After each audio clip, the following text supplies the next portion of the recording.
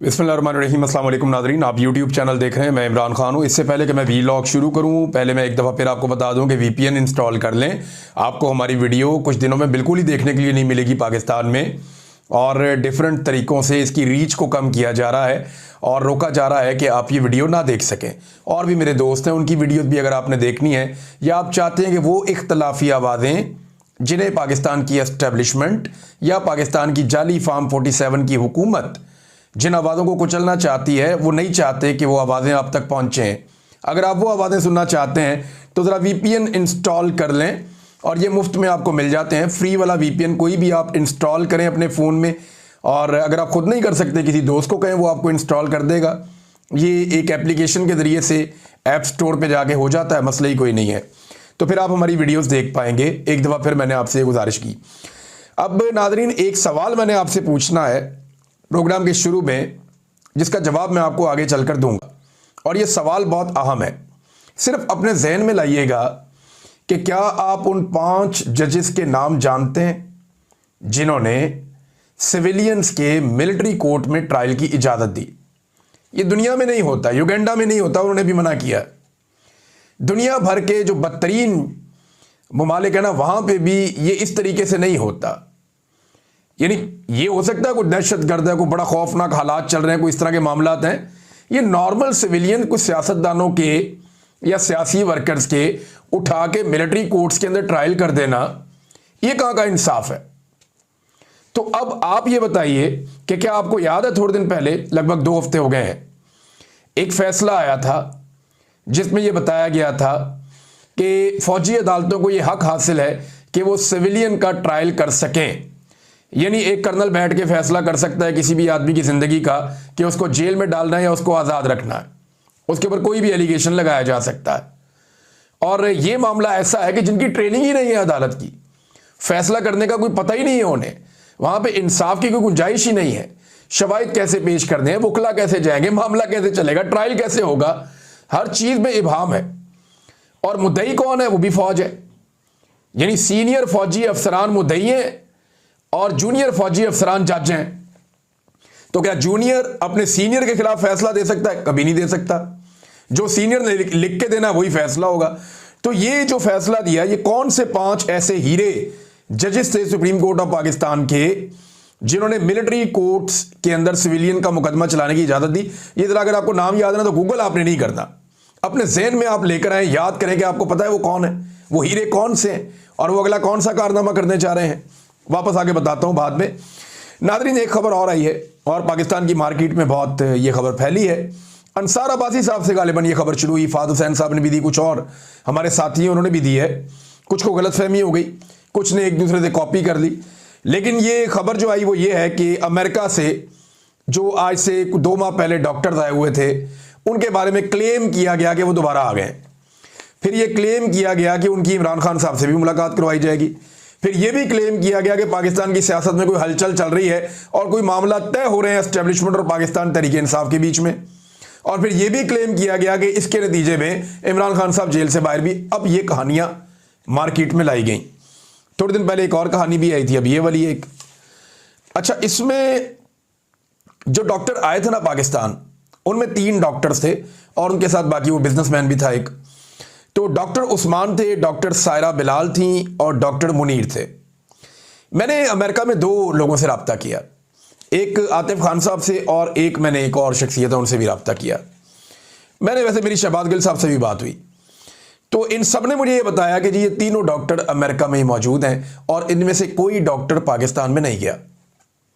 यानी जब ये डॉक्टर पाकिस्तान नहीं गए तो ये क्लेम कहाँ से आया, और ये सिक्योरिटी ज़राए से आया, एस्टेब्लिशमेंट के ज़राए से ये क्लेम आया, जो सहाफ़ियों ने बताया कि जनाब वही डॉक्टर वापस पहुंच गए। तो ये कहा कि वही डॉक्टर पहुंच गए। अच्छा, मैंने ये भी पूछा कि जनाब क्या ये मुमकिन है कोई और डॉक्टर आ गए हों उनकी जगह पे। तो मुझे जो जवाब मिला वो बड़ा दिलचस्प था कि जिन डॉक्टरों को शौक है ना अपनी इज्जत अफजाई करवाने का, तो वो चले जाए फिर पाकिस्तान। जो पहले पब्लिक ने रिएक्शन दिया है वो फिर रिएक्शन आ जाएगा। तो अगर कोई और डॉक्टर आए भी हैं, मेरे ख्याल में यहाँ पे एस्टेब्लिशमेंट भी एक दूसरे को बेवकूफ़ बनाते हैं। थोड़ा अरसा पहले मुस्लिम लीग नून के कारकुनों को और इधर उधर से लोगों को पकड़ के वो बिठा के आर्मी चीफ को बुला लिया, जनाब ये सारे ओवरसीज इन्वेस्टर्स आ गए हैं, कोई इन्वेस्टमेंट नहीं आई पाकिस्तान में। एवं एक कहानी सुना के वो निकल गए, इधर कौम का पैसा भी खर्च कर दिया। अब हो सकता है कोई दोबारा कहानी दी गई हो कि जनाब हमने फिर डॉक्टर बुला लिए, पता नहीं कौन से को नून लीग के डॉक्टर ने बुला लिए हो, लेकिन इमरान खान साहब से कौन मिलेगा और उनसे क्या बात करेगा ये तो पता चल जाएगा आने वाले वक्त में। लेकिन इन डॉक्टरों के बारे में ये अभी कि पाकिस्तान में कोई सियासी हलचल हो रही है, तो असल कहानी ये है कि इन डॉक्टरों के बारे में क्लेम किया गया अमेरिका से, जिन शख्सियात ने किया मैंने आपको बता भी दिया कि डॉक्टर उस्मान, डॉक्टर सायरा बिलाल और doctor Munir they are still in America, वो पाकिस्तान नहीं आए। एक और नाज़रीन खबर है कि अदालत में इमरान खान साहब का केस लगना था बुध वाले दिन, ये बहुत इंपॉर्टेंट है। देखें, इमरान खान साहब का केस लगना था अदालत में बुध वाले दिन, और इसके बारे में जो सरफराज डोगर साहब हैं, जो कायम मकाम चीफ जस्टिस हैं इस्लामाबाद हाई कोर्ट के, उन्होंने कहा था बुध को मैं लगा दूंगा, नेक्स्ट वीक में बुध वाले दिन लग जाएगा। ये बात उन्होंने शेख वकास अकरम साहब के बकौल की थी 3 लोगों को, और ये वैसे भी ये खबर ज़बान ज़द-ए-आम है कि 3 लोगों को उन्होंने कहा था। जज साहब ने, एक लतीफ़ खोसा साहब थे, एक अली जफ़र साहब थे, एक बैरिस्टर गौर थे, कि जनाब मैं अगले हफ्ते जो बुध वाले दिन ये केस ये सुनूंगा, मैं मंगल बुध को उन्होंने सुनना था। लेकिन इस हफ्ते के लिए जो कॉज लिस्ट जारी हुई है, यानी अब हफ्ते की पूरी जारी हो जाती है ना, अब आप एतवार को वीडियो सुन रहे हैं तो अगले हफ्ते में जो केसेस लगने उनकी लिस्ट आ जाती है, उसमें अभी तक जनाब ये इमरान खान साहब के केस का जिक्र नहीं है। तो क्या इस हफ्ते भी इमरान खान साहब का केस नहीं लगाया जाएगा? और इस बारे में पाकिस्तान तहरीक-ए-इंसाफ जो है पुरअसरार तौर पे खामोश है। तो पाकिस्तान तहरीक-ए-इंसाफ किस चीज़ का इंतजार कर रही है? जरा सिद्दीक जान साहब ने इसके ऊपर क्या लिखा, क्योंकि ये वहाँ कोर्ट्स को कवर करते हैं, तो वो क्या कह रहे हैं ज़रा सुने आप। इमरान खान की अलकादर केस में सजा के खिलाफ अपील जनवरी के महीने से, अब ये मई खत्म होने वाला है। इस्लामाबाद हाई कोर्ट में ज़ेर इल्तवा है। इमरान खान की बहनों और पार्टी के दबाव के बाद बिलाखिर 15 मई को पहली समाअत हुई। 15 मई बरोज़ जुमेरात को कायम मकाम चीफ जस्टिस सरफराज डोगर ने केस की अगली समाअत 21 मई बरोज़ बुध को करने का इंदिया दिया, लेकिन केस ना लगाया। पीटीआई की लीगल टीम ने चीफ जस्टिस से 21 मई बरोज़ बुध को मुलाकात की, तो उन्होंने सोमवार 26 मई से शुरू होने वाले हफ्ते में केस लगाने की यकीन दहानी करवा दी कि ना मैं अगले हफ्ते लगा दूंगा, बेफिक्र हो जाओ। बुध वाले दिन उन्होंने ये बात की थी। अब अगले हफ्ते की कॉज लिस्ट जारी हो चुकी है, लेकिन इसमें इमरान खान की सजा मुअत्तली का केस समाअत के लिए मुकर्रर नहीं हुआ। हैरानकुन तौर पर पाकिस्तान तहरीक-ए-इंसाफ के 98% MNAs, MPAs, senators, ticket holders, वकला और लीडर्स के ट्विटर अकाउंट इस मामले पर मुकम्मल खामोश हैं। पीटीआई के लिए इस वक्त सबसे अहमियत का मामला इमरान खान की रिहाई है, और सबसे अहम केस यही है। इसी तरह 9 मई केस की जमानतों के केस में भी जस्टिस शहबाज रिजवी तारीख पर तारीख दे रहे हैं वो लाहौर में, और एक बार फिर बेंच टूट चुका है। लेकिन पीटीआई इस इशू को बड़ा इशू नहीं बना सकी, और ऐसे इमरान खान साहब को रिहा करवाएंगे। अब ये तहरीक-ए-इंसाफ के अंदर बड़ा रोला पड़ा हुआ है। वहां पार्टी के जो लोग हैं या इमरान खान साहब के करीबी लोग हैं, वो ये कह रहे हैं पार्टी को रोला डालो भाई, क्या हो गया आपको, शोर मचाएं, अब केस ही नहीं लग रहा है इमरान खान का, इकट्ठे होकर जाओ अदालत में, लाहौर हाई कोर्ट में, इस्लामाबाद में, उन्हें बोले केस लगाएं, आधे घंटे में इमरान खान की बेल होती है, उसको बाहर निकालो। लेकिन यहां पे केस लग ही नहीं रहा। ऐसा लगता है कि शायद जो तहरीक-ए-इंसाफ की क़यादत के कुछ लोग हैं वो गर्मियों की छुट्टियों का इंतजार कर रहे हैं कि जजेस गर्मियों की छुट्टियों पे चले जाएं, फिर छुट्टियों के बाद आराम से इमरान खान साहब के केसेस लगेंगे। अच्छा, वैसे हैरत की बात नहीं है कि पाकिस्तान में जजेस गर्मियों की छुट्टियों पे जाते हैं। ये रवायत रखी थी इंग्लैंड के जजेस ने, जब अंग्रेज आया हुआ था ना पाकिस्तान में, ये इंडिया पाकिस्तान इकट्ठा ही होता था, तो अंग्रेज के दौर में उन्हें गर्मी बहुत लगती थी, वो ठंडे इलाकों से आए हुए थे, तो वो फिर गर्मियों की छुट्टियां लंबी ले लेते थे। उनका अपना एक तरीकाकार है काम करने का। लेकिन अपने मुल्क में तो वो ऐसे नहीं करते। ये इलाका बहुत गर्म था, यहां वो गर्मियों की छुट्टियां ले लेते थे। अब या तो स्कूल के बच्चों की छुट्टियां होती हैं गर्मियों में, या हमारे जजों की होती हैं। ब्यूरोक्रेट बेचारे वो भी काम करते रहते हैं, पुलिस वाले वो भी काम करते रहते हैं, ट्रैफिक वार्डन जून जुलाई के अंदर गर्मी के अंदर सड़कों पे खड़े होकर काम करते रहते हैं, सहाफ़ी तपते मौसम के काम करते रहते हैं, जो फौजी हैं बेचारे बॉर्डरों पे खड़े रहते हैं। जंगों यानी गर्मियों की छुट्टियों में जंग भी हो सकती है, उसकी छुट्टी नहीं है। बेशुमार काम गर्मियों की छुट्टियों में हो सकते हैं, लेकिन जज छुट्टियों पे जरूर जाते हैं पाकिस्तान में। ये इनके लिए देखें कैसी सहूलत पैदा की है इस निज़ाम ने। भाई अगर जज की छुट्टियां रखनी है तो हर जज को साल की छुट्टियां बता दें कि जनाब आप में साल की इतनी छुट्टियां हैं, वो उसका ये तरीकाकार है, आप ये छुट्टियां ले सकते हैं, इकट्ठी ऐसे ले सकते हैं, अलग अलग ऐसे ले सकते हैं। ये गर्मियों की छुट्टियों के बहाने पूरी पूरी अदालतें बंद कर देना, ये कहां का इंसाफ है? ये अंग्रेज जज तो नहीं बैठे हुए, इसी खित्ते में पल के बड़े हुए हैं। यहीं पे अगर जज के अलावा कोई और काम कर रहे होते तो आप काम कर रहे होते। मजदूर मजदूरी करने जाएगा, किसान जो है वो मेहनत करने के लिए जाएगा, हर बंदा अपना काम करेगा, तमाम लोग अपने दफातर में जाएंगे, खवातीन घर के किचन के अंदर फिर भी काम करती रहेंगी, लेकिन जज छुट्टियों पे चले जाएंगे। इस निज़ाम को तब्दील करना पड़ेगा अगर आपको पाकिस्तान के बुनियादी ढांचे को बेहतर करना है तो, और ख़ास तौर पे अदलिया के बुनियादी ढांचे को। तो नाज़रीन, एक खबर मैंने आपको दी थी, एक और ख़बर है कि जुनैद अकबर साहब 17 तारीख से मुबैना तौर पर मुल्क में मौजूद नहीं है। वो मुल्क से बाहर चले गए। इत्तेहाद एयरलाइन की 303 कोई एयरलाइन थी, फ़्लाइट थी, इत्तेहाद एयरलाइन, वहाँ से वो गए थे दुबई, और दुबई से ऑस्ट्रेलिया मुबैना तौर पे वो गए। और इस बीच में उन्हें आना था अदालत में अपने साथियों को लेकर, वो नहीं आए अपनी कमिटमेंट के मुताबिक। लेकिन मेरी इत्तला के मुताबिक शायद वो पाकिस्तान वापस पहुँच गए। अभी कन्फर्मेशन नहीं है, लेकिन शायद वो पहुँच गए। लेकिन एक हफ्ते से ज़्यादा वक्त उन्होंने पाकिस्तान से बाहर गुजारा। और याद रखिए, कोई बहुत ज़रूरी काम नहीं है। ये अरकान असम्बली के दौरे वैसे करवाए जाते हैं, ओबलाइज किया जाता है इन्हें कि इनको इधर भेज दो, एक बना के इधर भेज दो, कोई चाइना भिजवा देते हैं, कोई यूरोप चले जाते हैं, कोई ऑस्ट्रेलिया चले जाते हैं। तो ये ट्रिप लगते रहते हैं साल में, और इसमें ओबलाइज किया जाता है अरकान असम्बली को। ये अरकान असम्बली वहाँ जाकर क्या करते हैं, हमारे बहुत सारे दोस्त हैं वो हमें बताते रहे, जनाब सैर सपाटा ही होता है और तो होता कोई नहीं है। सीधी सी बात है, जो अहम तरीन मीटिंग्स होती हैं वो किसी और लेवल पर हो रही होती हैं। बहरहाल ये जुनैद अकबर साहब गए थे। अब क्योंकि ड्रोन्स के खिलाफ जो है वो एक एहतजाज करना है, पाकिस्तान तहरीक इंसाफ ने पीर की तारीख 26 दी हुई थी, तो मेरे ख्याल में आज के दिन आ जाएंगे या आ गए होंगे, ताकि 26 का जो एहतजाज है ड्रोन के खिलाफ वो पाकिस्तान तहरीक इंसाफ भरपूर अंदाज में करे। मैं ये सोच रहा था ये एहतजाज हफ्ते को या एतवार को क्यों नहीं हो रहा, अब मुझे कुछ चीज़ें समझ आ रही हैं। बहरहाल इमरान खान साहब की चॉइस है, और जुनैद अकबर साहब ने जो है वो अभी तक उनका कोई टेस्ट आया नहीं है। अभी तक जुनैद अकबर साहब ने पब्लिक अकाउंट कमेटी के अंदर कोई बड़ा मामला नहीं उठाया। देखिए ना, वो एक मामला आया था ना, अहमद नूरानी की स्टोरी, उसके अंदर से वो उठा सकते थे एक खातून जिनके बारे में बताया गया कि वो आर्मी चीफ की कज़न है, और उनके बारे में बताया गया कि उन्हें आउट ऑफ द वे जाके बहुत ऑब्लाइज किया गया। ये मामला जुनैद अकबर साहब उठा सकते थे, उन्होंने नहीं उठाया।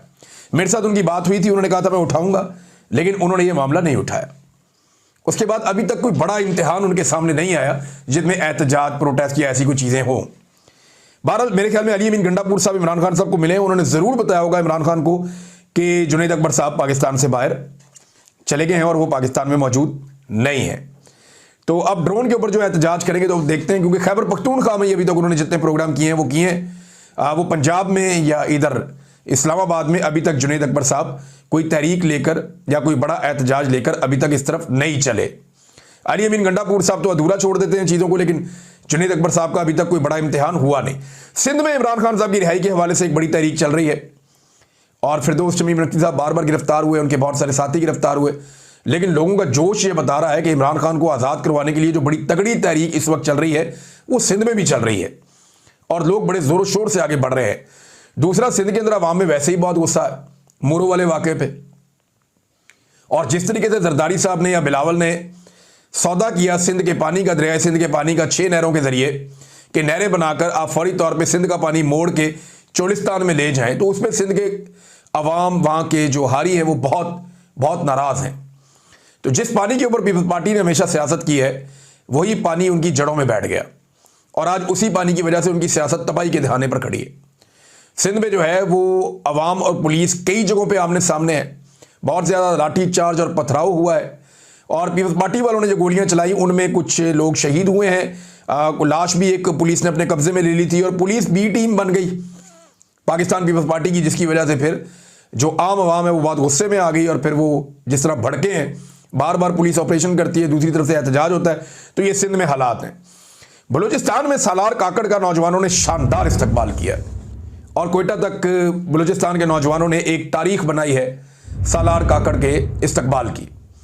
देखिए, सालार काकड़ हों, सद्दाम तरीन हों, ये वो लोग हैं जिनकी वजह से पाकिस्तानी नौजवानों को, खासतौर पे जो बलोच नौजवान हैं, उन्हें जमहूरियत के ऊपर कुछ यकीन बाकी है, और वो जमहूरी अंदाज में अपना हक मांगने का हौसला कर रहे हैं, और उनकी उम्मीद टूटी नहीं है। वरना जो रियासत कर रही है उसके बाद तो, यानी जो मारंग बलोच जो है वो जमहूरी अंदाज में निकल कर एहतजाज करती है ना, उसके पास कोई हथियार तो नहीं होता, वो किसी से झगड़ती तो नहीं है, वो किसी पे गोली तो नहीं चलाती, वो निहत्ती लड़की है, वो निकलती है, निकल कर एहतजाज करती है डॉक्टर मारंग बलोच, और जिस तरह उसको दीवार के साथ लगाया गया, जिस तरह बाकी लोगों को दीवार के साथ लगाया गया, क्या रियासत ये चाहती है कि जमहूरी अंदाज में एहतजाज करना सारे लोग बंद कर दें और सब लोग वही जबान बोले जो रियासत बोल रही है? या सब लोगों को धकेल कर पहाड़ों पर चढ़ाना चाहती है रियासत? मेरे ख्याल में होश के नाखून लेने चाहिए, क्योंकि जिसके हाथ में डंडा होता है उसकी अकल भी उतनी होती है। जिसके हाथ में हथौड़ा होता है उसे हर मसला कील की तरह नजर आता है। जब हाथ में बंदूक हो तो दिमाग गर्म ही रहता है। लिहाजा जो सियासतदान है वो ठंडे दिमाग से इस मसले को हल करे। फौज के अंदर ये काबिलियत, सलाहियत और अहलियत नहीं है कि वो सियासी नौइयत के हसास मामलात और महरूमियां दूर करने के मामला जो है वो बलूचिस्तान जैसे इलाके के अंदर अपने हाथ में लेकर उनको दुरुस्त तरीके से ठीक कर सके। नहीं कर पाएंगे, कैपेसिटी नहीं है। ये कैपेसिटी सियासतदानों में है। तो मारक बलोच जैसे लोगों को, मंजूर पश्तीन जैसे लोगों को, इनको मजीद दीवार के साथ ना लगाएं। इनके गिले शिकवे सुन लें, इनकी बातें बर्दाश्त कर लें और इनके साथ बैठकर बात करें, कोई मसले का हल निकालें। आज नहीं तो कल आपको यह निकालना पड़ेगा। बहरहाल सालार काकड़ का जो इस्तकबाल हुआ है, यह भी एक तारीख रकम हो रही है बलूचिस्तान में, और यह तारीख लिखी जा रही है। सब इस तारीख को दोहराएंगे। नाज़रीन, आज़ाद कश्मीर में भी एहतजाज शुरू हो गया। इसकी तफसीलात मैं आपको नेक्स्ट वीलॉग में बताऊंगा, लेकिन कुछ चीज़ें मुझे आपके सामने रखनी है। नंबर एक तो सियालकोट में जो PP52 का जो पाकिस्तान तहरीक इंसाफ का उम्मीदवार है, उसका इंतखाबी निशान ढोल। हल्के से मैंने रिपोर्ट इकट्ठी करवाई थी, पूरे हल्के में ढोल ही बज रहा है। हुकूमती उम्मीदवार दिखाई नहीं दे रहा। वहाँ पे हुकूमती उम्मीदवार ने जनरल आसिम मुनीर साहब के, फील्ड मार्शल के लगाए थे पोस्टर्स और बैनर्स, और उसके बाद जनाब नवाज शरीफ से ज़्यादा उन्होंने ये प्रमोशन की थी। लेकिन अवाम के अंदर बिल्कुल किसी किस्म की तहरीक है ही नहीं। तहरीक इंसाफ का जो हमायत याफ्ता उम्मीदवार है, जिसके बाद ढोल का इंतखाबी निशान है, उसी की कंपेन नज़र आ रही है। मगर देखें, सरकार के पास जाली फॉर्म 47 भी होता है, जाली फॉर्म 45 भी होता है, और 100 हथकंडे होते हैं कि एंड में नतीजा इन्होंने अनाउंस करना है, इलेक्शन कमीशन ने, तो तहरीक इंसाफ के हक में अनाउंस करे, ये बहुत मुश्किल दिखाई देता है। ऐसा होता नहीं है। नाज़रीन, दो चीज़ें DGISPR की बड़ी वायरल हो गई हैं आज के दिन में। ये दोनों चीज़ें मैं आपके सामने रख देता हूं। नंबर एक जो चीज़ वायरल हुई वो ये कि DGISPR ने कहा कि तुम पानी बंद करोगे, हम सांस बंद कर देंगे। वैसे इंडिया की आर्मी की तरफ से कभी किसी ने ऐसा बयान नहीं दिया। बड़े जज्बाती अंदाज में उन्होंने स्टेटमेंट दिया, नौजवानों ने बड़ा शोर शोर मचाया, लेकिन ये एक पॉलिटिकल नौइयत का स्टेटमेंट है। ये सियासतदान देते हैं। यानी ये बयान पहले दिया था, नकल किया DGISPR ने। ये बयान था हनीफ अब्बासी का, उन्होंने ये बयान दिया था पहले, और इसको नकल किया DGISPR ने, लेकिन जचा नहीं। अब क्योंकि यूनिफॉर्म्ड ऑफिसर है ना, तो वो इस तरह की जुबान और इस तरह का लहजा वो मुनासिब नहीं लगता। अब मैदान जंग के अंदर वहां पे अच्छे लगते हैं। ये काम पॉलिटिकल लोगों का, सिविलियंस का है, वो अपनी बात कर सकते हैं। और इसके बाद नाजरीन, ये स्टेटमेंट तो मौजूद है, लेकिन इसके बावजूद जो पाकिस्तानी मीडिया रिपोर्ट कर रहा है, पाकिस्तानी मीडिया रिपोर्ट्स के मुताबिक किशनगंगा डैम से पाकिस्तान का पानी भारत ने बंद कर दिया है, और बहुत बड़ी मिकदार पानी की पाकिस्तान की रोक दी है भारत ने। तो अब उन्होंने पानी तो बंद कर दिया, अब सांस कैसे बंद करेंगे या कैसे रोक देंगे, ये अब हमें देखना पड़ेगा कि पाकिस्तान अपना पानी भारत से ज़बरदस्ती कैसे खुलवाता, और खुलवाना चाहिए। देखें, हमारा पानी है, हमारा हक है, उसे बंद नहीं किया जा सकता।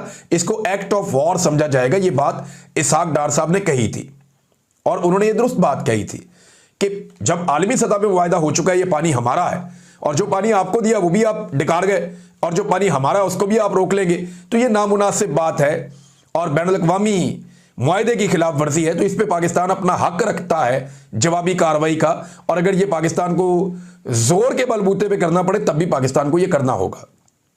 लेकिन कब करेगा ये फैसला तो बहरहाल पाकिस्तान की हुकूमत ने करना है और फौज को हुक्म देना है।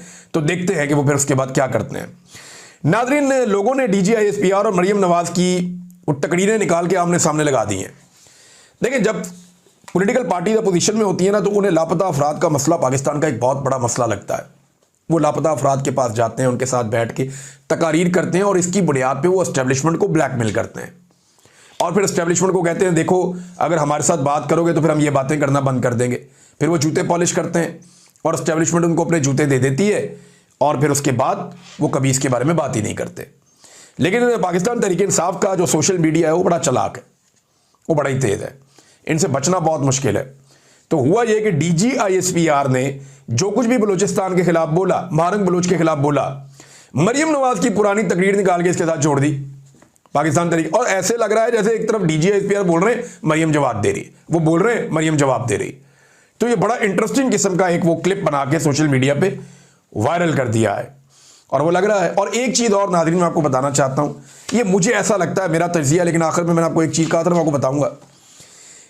कुछ लोग जानबूझ के ना आर्मी चीफ साहब की गेम बिला वजह उठाते रहते हैं, फील्ड मार्शल की बिला वजह गेम उठाते रहते हैं गैर ज़रूरी तौर पर।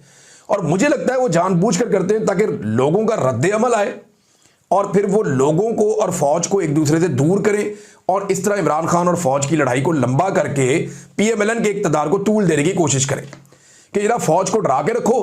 पाकिस्तान तरीके इंसाफ से, फौज तो नहीं, मिलिट्री क़यादत की बात कर रहा हूं मैं, कि फौजी क़यादत को पाकिस्तान तरीके इंसाफ से खौफजदा करके रखो, डरा के रखो कि इमरान खान आपको नहीं छोड़ेगा, लिहाजा इनके बीच में लड़ाई करवाओ और अपने इक़्तिदार को तूल दो। और इसमें कुछ दानश्वर इस्तेमाल भी होते हैं, जरा गौर कीजिएगा इस बात पे। मैंने आपसे पूछा था कि आप उन जजों को जानते हैं जिन्होंने मिलिट्री कोर्ट्स को जायज़ करार दिया था कि सिविलियन का वहां पे ट्रायल किया जाए, तो जरा नाम सुनिए 5 हीरों का। जस्टिस अमीनुद्दीन खान, जस्टिस मोहम्मद अली मजहर, जस्टिस मुसर्रत हलाली, जस्टिस हसन अजहर रिजवी, तस्वीरें भी आप देख रहे हैं साथ, और जस्टिस शाहिद वहीद। ये मेरी बात आप याद रखिएगा कि जब भी नाइंसाफ़ी होती है ना, और आप नाइंसाफ़ी करने वाले को एक्सपोज नहीं करते, तो फिर वो नाइंसाफ़ी करता चला जाता है, उसे आसानी लगती है। अब यही जजेस जो हैं मखसूस नशिस्तों का फैसला भी पाकिस्तान तरीके इंसाफ के खिलाफ देने जा रहे हैं, क्योंकि इस मामले पे जो इतना गंभीर मामला था, जंग के अंदर सारी कौम अंगेज हो गई और किसी ने तवज्जो नहीं दी कि मिलिट्री कोर्ट्स वाले मामले में किन जजेस ने कितनी बड़ी तारीखी ज्यादती कर दी है। तो ये जो 5 जजेस हैं, इनका नाम याद रखना है आपने। इन्होंने पाकिस्तान के साथ कत्ल किया इंसाफ का पाकिस्तान में। जस्टिस अमीनुद्दीन खान, जस्टिस मोहम्मद अली मजहर, जस्टिस मुसर्रत हलाली, जस्टिस हसन अजहर रिजवी, जस्टिस शाहिद वहीद। और इन जजों का नाम आपको जानना चाहिए और आपको इंसाफ के लिए आवाज़ उठानी चाहिए, नाइंसाफ़ी के खिलाफ, वरना फिर नाइंसाफ़ी का सिलसिला जो है वो ऐसे ही जारी रहेगा। अब तक इतने, अपना ख्याल रखिएगा, अपने चैनल का भी। अल्लाह हाफ़िज़।